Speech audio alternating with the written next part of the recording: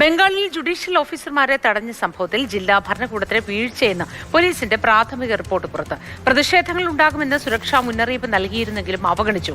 SIR-നെതിരെ പെട്ടെന്നുണ്ടായ പ്രതിഷേധമല്ല എന്നും police report.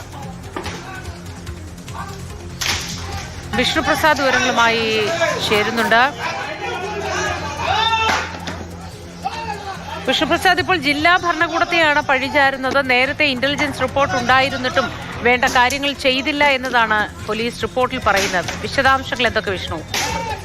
Modi ഈ തെരഞ്ഞെടുപ്പ് പ്രഖ്യാപിച്ച സാഹചര്യത്തിൽ ഇത്തരം സുരക്ഷാ ക്രമീകരണങ്ങൾ ഒരുക്കേണ്ടിയിരുന്നതിന്റെ ചുമതല ജില്ലാ മേധാവിക്ക് തന്നെയായിരുന്നു, അതായത് ജില്ലാ കളക്ടർക്ക് തന്നെയായിരുന്നു. പക്ഷേ ഇത്തരത്തിലൊരു മുന്നറിയിപ്പ് ലഭിച്ചിട്ടും യാതൊരു തരത്തിലുമുള്ള ഇടപെടൽ ഉണ്ടായില്ല എന്നാണ് ഇപ്പോൾ പുറത്തുവരുന്ന മൊത്തബാരി പോലീസിന്റെ റിപ്പോർട്ടിൽ നിന്ന് വ്യക്തമാകുന്നത്. ഇന്നലെ NIA സംഘം ഈ അക്രമ സംഭവങ്ങൾ നടന്ന മാൾഡയിലെത്തി തെളിവെടുപ്പ് ആരംഭിച്ചിരുന്നു. ഇതിന് പിന്നാലെയാണ് ഈ ഇത്തരത്തിലുള്ള വെളിപ്പെടുത്തലുകൾ അടങ്ങിയ മൊത്തബാരി പോലീസിന്റെ റിപ്പോർട്ട് പുറത്തു വന്നിട്ടുള്ളത്. ജുഡീഷ്യൽ ഓഫീസർമാർ ഉണ്ടായിരുന്ന ബ്ലോക്ക് ഡെവലപ്മെന്റ് ഓഫീസിന് മുന്നിൽ 100 പേരടങ്ങുന്ന ജനക്കൂട്ടം തടിച്ചുകൂടി. സഹായത്തിനു വേണ്ടി പ്രാദേശിക ജില്ലാ ഭരണകൂടത്തെ ഫോണിൽ വിളിച്ചിരുന്നു.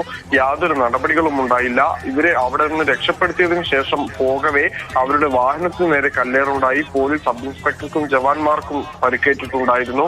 വാഹനത്തിലുണ്ടായിരുന്ന പരിക്കേറ്റ ജവാന്മാരെ ആൾക്കൂട്ടം ഭീഷണിപ്പെടുത്തി തുടങ്ങിയ ഗുരുതരമായ ആരോപണങ്ങളാണ് അല്ലെങ്കിൽ വെളിപ്പെടുത്തലുകളാണ് പോലീസിന്റെ റിപ്പോർട്ടിലുള്ളത്. സുരക്ഷാ ഭീഷണി മുന്നറിയിപ്പ് അവഗണിച്ചതാണ് പ്രതിഷേധങ്ങൾക്ക് കാരണമെന്നും ഇപ്പോൾ പോലീസ് വ്യക്തമാക്കുകയാണ്. നേരത്തെ സുരക്ഷാ ഭീഷണി ചൂണ്ടിക്കാട്ടി ജില്ലാ മജിസ്ട്രേറ്റിന്, മാൾഡ ജില്ലാ മജിസ്ട്രേറ്റ് അതായത് കളക്ടർക്ക് കത്ത് നൽകിയിരുന്നു. 10 ദിവസം മുൻപ് തന്നെ കത്ത് നൽകിയിരുന്നു. പക്ഷേ മതിയായ മുന്നൊരുക്കങ്ങൾ ഭരണകൂടത്തിന്റെ ഭാഗത്തു നിന്ന് ഉണ്ടായില്ല എന്ന കുറ്റപ്പെടുത്തലാണ് ഇപ്പോൾ പോലീസിന്റെ റിപ്പോർട്ടിലുള്ളത്. എന്തായാലും NIA അന്വേഷണം നടന്നുകൊണ്ടിരിക്കുകയാണ്. 40ഓളം പേർ ഇതിനോടകം തന്നെ പിടിയിലായിട്ടുണ്ട്. കൂടുതൽ ആളുകളെ ചോദ്യം ചെയ്തു വരികയാണ്. 19 കേസുകൾ ഇതുവരെ രജിസ്റ്റർ ചെയ്യുകയും ചെയ്തിട്ടുണ്ട്.